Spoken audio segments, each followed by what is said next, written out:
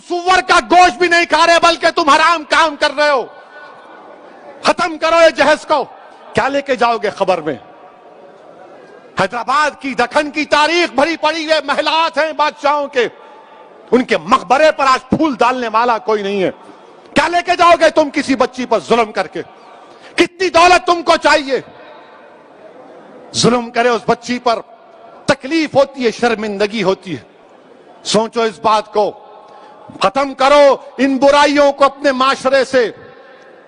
बच्चियां, अल्लाह के रसूल सल्लल्लाहु अलैहि वसल्लम मुसलमानों के लिए कह रहा हूं, बल्कि दुनिया को बता रहा हूं कि हमारे रसूल सल्लल्लाहु अलैहि वसल्लम जब अपने बेटी से मिलने जाते, शहजादी जन्नत से, या वो आती, अल्लाह के रसूल सल्लल्लाहु अलैहि वसल्लम अपनी साहबजादी के लिए खड़े हो जाते, बेटी के लिए खड़े हो जाते थे।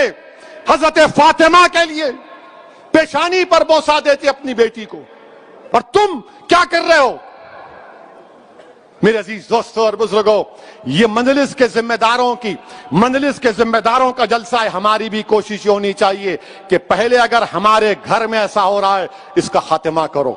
हमारे मोहल्ले में हो रहा है, समझाओ उन लोगों को, समझाओ उन लोगों को। और मैं हमारी बेटियों से कहूंगा कि डरना नहीं तुम, तुम हरगिज अपनी जान नहीं लेना, तुम कभी अपनी जान नहीं लेना, कभी नहीं लेना तुम अपनी जान। तुम जिंदा रहो, हम तुम्हारे साथ हैं।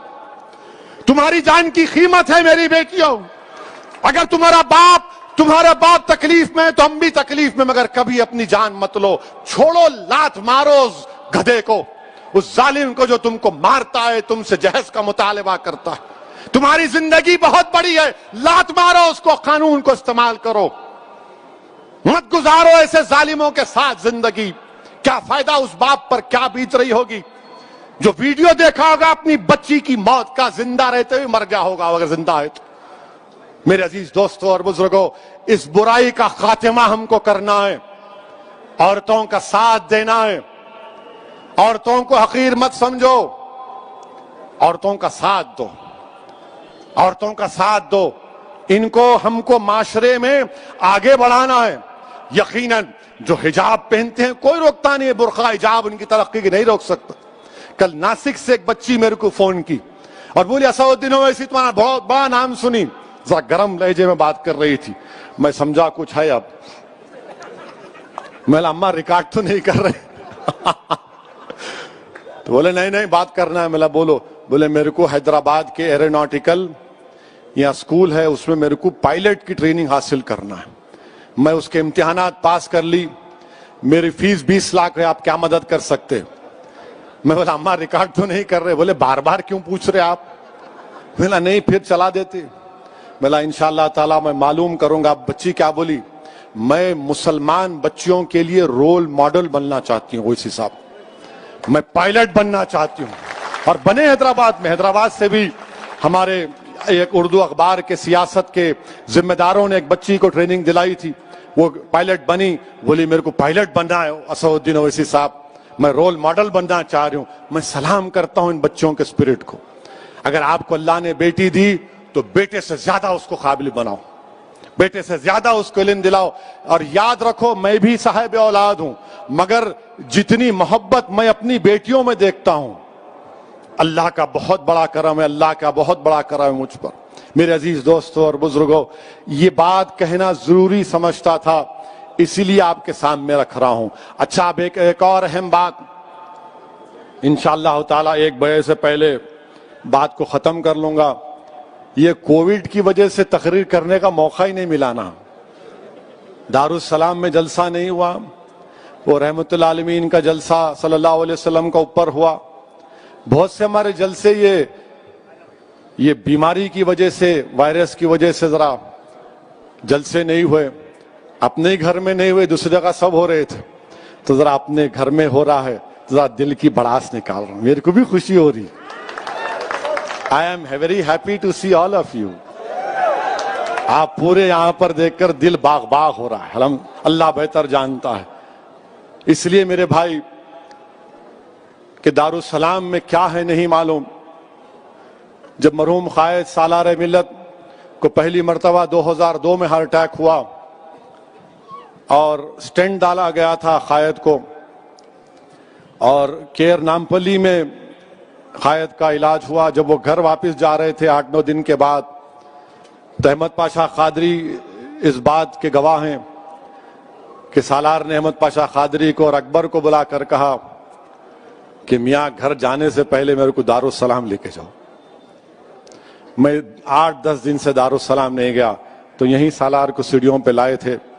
कमजोर थे सालार बीमारी की वजह से, मगर जैसा दारुस्सलाम में जाकर बैठे, इतना अल्लाह उनको इतना तबीयत इतनी अच्छी कर दिया, हशाश बशाश होकर अपने घर को गए। तो हमारे लिए ये दारुस्सलाम हमारे लिए बड़ी एक अजमत की जगह है, एक मुबारक जगह है। और मुझे यकीन है कि नहीं मालूम मेरे जिंदगी का सफर कब खत्म होगा, किस मुकाम पर खत्म होगा, या मेरी लाश भी मिलेगी या नहीं मिलेगी, मुझे नहीं मालूम। अगर जिंदा रहा और यहां से गया जिस्म के साथ, तो इंशाअल्लाह तुम्हारे कंधों पर ही जाऊंगा और तुम्हारी दुआए मग़फ़िरत का तलबगार अभी भी हूं और जब भी रहूंगा। बहरहाल मेरे अजीज दोस्तों और बुजुर्गों, एक बड़े अरसे के बाद दारुस्सलाम की सरजमीन पर यह जलसा हो रहा है और अल्हम्दुलिल्लाह अहियाए मजलिस इत्तेहादुल मुस्लिमीन का जलसा हो रहा है। मेरे अजीज दोस्तों, नरेंद्र मोदी की हुकूमत ने एक नया कानून बनाया, आईटी रूल्स। यानी अब आप व्हाट्सएप करते ना, पूरे कितने लोग करते, हाथों उठाओ।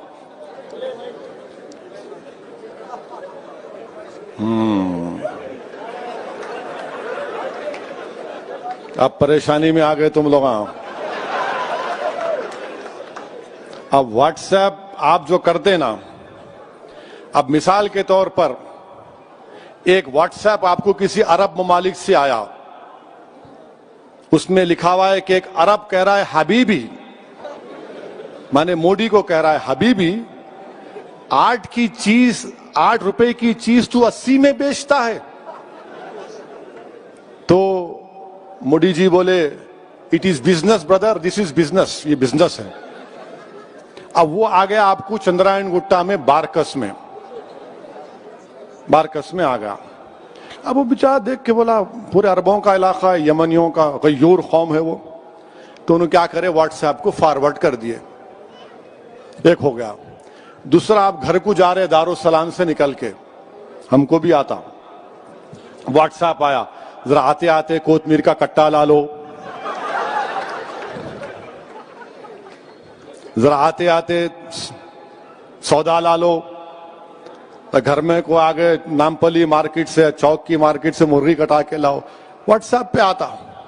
और क्या करते औरतें बीवियां आजकल, जरा उस पे जोर देने के लिए एक इमोजी आता, इमोजी मालूम ना, गुस्से का चेहरा डालते, लाना देखो, आप देख के बोलते अरे क्या है रे, कोतमीर का कट्टा बना दिए मेरे को। खैर आप लेके चले गए। अब नरेंद्र मोदी की हुकूमत क्या कह रही, कैसा तुम फॉरवर्ड करे कोतमीर का कट्टा, कैसा फॉरवर्ड करे या हबीबी को। ओरिजिनेटर कौन है, ओरिजिनेटर कौन है, और कानून यह बनाए कि इसके ऊपर पब्लिक ऑर्डर पैदा हो सकता। अगर अरब ममालिक से कोई व्हाट्सएप आया तो मोदी हुकूमत ने कानून बना दिया कि भारत के और उस अरब ममालिक के ताल्लुकात खराब हो सकते, ये भारत की सॉवरेनिटी का मसला, आप पे केस बुक करेंगे। अब तुम बताओ कहां से ओरिजिनेटर हुआ ये रूल्स हैं उसके, ये उसके रूल्स हैं, आईटी रूल्स मैं निकाल के लाया थोड़ा। कल रात में जरा बैठा था, जो जानकार लोग हैं उनसे पूछ रहा था कि क्या है भाई ये, माने आपको ये बताना पड़ेगा कि फर्स्ट ओरिजिनेटर कौन है। आखिर ये क्यों, आपको क्यों फिक्र भाई, मैं कोतमीर का कट्टा लेके जाता हूं, आलू लेके जाता हूं, भाजी लेके जाता हूं, आपको क्यों फिक्र। बोलेंगे नहीं नहीं देखो उन्होंने कैसी बात कर रहे। आप क्यों देखना चाह रहे मेरे मैसेज को। जितने न्यूज के चैनल हैं, चाहे वायर हो, कैरावान हो, स्क्रॉल हो, प्रिंट हो, ये डिजिटल न्यूज चैनल है, इनको भी कानून लागू। बाहर के अगर अखबारात यहां से, जैसा न्यूयॉर्क टाइम्स है, वॉशिंगटन पोस्ट है, ये तमाम अखबारात अगर न्यूज, आप बताओ ओरिजिनेटर क्या करें, आप उन पे भी एक्शन क्या करेंगे। इंटर डिपार्टमेंटल कमेटी बनाएंगे और वो लोग ये देखेंगे कि न्यूज अगर गलत है आप माफी चाहना या डिलीट करना, और नहीं तो फिर आप पे ऊपर ऑफेंस लगा देंगे। मोदी जी ये क्यों कर रहे हैं आप? अच्छा, नरेंद्र मोदी साहब का कल देख रहा था मैं, मालूम किया दिसंबर 2017 में नरेंद्र मोदी भारत के प्रधानमंत्री ने अपने बीजेपी के एमपीज को कहा था, शिकायत की बल्कि, कि तुम लोग मेरे को जवाब नहीं देते मित्रों। एमपीज को कहा, सही कहा, जोक नहीं है, तुम मेरे को जवाब नहीं देते। मैं तुमको गुड मॉर्निंग का मैसेज भेजता हूं, तुम वापस मेरे को गुड मॉर्निंग का मैसेज नहीं भेजाते। अरे प्राइम मिनिस्टर अपने एमपी से बोल रहे कि मैं तुमको गुड मॉर्निंग का मैसेज भेजाता हूं और तुम मेरे को वापस गुड मॉर्निंग नहीं बोलते। मोदी जी, उन्हें गुड मॉर्निंग नहीं बोला तो हमारी मॉर्निंग क्यों खराब कर रहे हैं आप? अरे आपको गुड मॉर्निंग नहीं बोले, आप क्यों बोलना गुड मॉर्निंग? आपको नहीं बोलते गुड मॉर्निंग। हम बोलते किसानों का काम करो, हम बोलेंगे दिल्ली के फसादात में मरने वालों से इंसाफ करो, सिखों से इंसाफ करो, मगर मोदी जी बोल रहे मेरे को गुड मॉर्निंग का जवाब भी नहीं देते मेरे एमपीज। ये टीवी वाले बोलेंगे, कब बोले उन्होंने? बोलो दिसंबर 2017, देख लो जाके, अगर थम्स अप है तो कुछ नहीं कर सकते। हम भी है मगर थोड़ा थोड़ा पढ़ना आता। मेरे अजीज दोस्तों और बुजुर्गों, इसीलिए हम ये आईटी रूल्स के खिलाफ हैं। हम हुकूमत से मुतालबा करते हैं कि इसको निकालिए। ये भारत के संविधान के खिलाफ है। आप प्राइवेसी का जजमेंट आ गया, डेटा के रूल्स क्यों नहीं बनाती आप? डेटा के रूल्स बनाइए ना। कुछ नहीं बनाएंगे आप, नहीं कोई, बस हर चीज पे झांकना, हर एक की कुंडी में मुंडी डालना। बोलते हैं हैदराबाद में अपन, अरे कई को डाल रहा है, हर एक की कुंडी में मुंडी। इनको बड़ा शौक, हर एक की कुंडी में मुंडी। क्या हो रहा? तुम क्या कर रहे, क्या खा रहे, क्या पी रहे, क्या पहन रहे, किससे शादी कर रहे, उससे शादी मत करो, इससे करो। अरे आपको क्या जरूरत है भाई साहब? मैं तो कर रहा हूं ना, घर में है, आपको क्या करना है? कोतमीर का कट्टा ही लेकर जा रहा हूं, मगर वो फर्स्ट ओरिजिनेटर कौन है? आपको फिक्र नहीं है दिल्ली के फसादात के बारे में। 1 साल हो गया दिल्ली के फसादात होकर। फैजान को किसने मारा? भारत के वजीर आजम बताइए, हम पूछना चाह रहे हैं। फैजान को, वो बच्चा जो 4 बच्चे जमीन पर लेटे हुए थे, हजरत पुलिस जिनको मार रही थी, और जनगण मन पढ़ो। मिस्टर मोदी, फैजान को किसने मारा? फैजान को मारने वालों को आप क्यों नहीं पकड़ते? जिन्होंने कहा था कि देश के गद्दारों को गोली मारो, उनको नहीं पकड़ते। वो आराम से फिर रहे हैं, बैठ रहे हैं। फैजान मर गया, उसकी फिक्र नहीं है। और फिर कितनों का नाम लूं मिस्टर मोदी, बताइए आप। आपके सामने नाम ले रहा हूं। ये कैरावान मैगजीन का पहली मार्च का रिपोर्ट है। एक फैजान खान नाम का बच्चा खाली सिम कार्ड बेचा, 4 महीने जेल में था, कोर्ट उसको बेल दी। अशफाक हुसैन इलेक्ट्रिक शॉप का, उसको जिस्म पे 5 गोलियां मार दिए। 10 दिन पहले, मरने से पहले अशफाक की शादी हुई थी। मिस्टर मोदी, से इंसाफ कब होगा? फिर इसमें 15 साल का नितिन कुमार, ये हमारा हिंदू भाई का बेटा था, खाना लाने के लिए निकला 26 फरवरी को। उसके वालिद को फोन आया कि उसकी डेड बॉडी जीटीबी हॉस्पिटल में। कौन मारा नितिन कुमार को? 85 साल की अकबर बेगम को जिंदा जला दिया गया। 19 साल की आखिब को सर पर मारकर कत्ल कर दिया गया।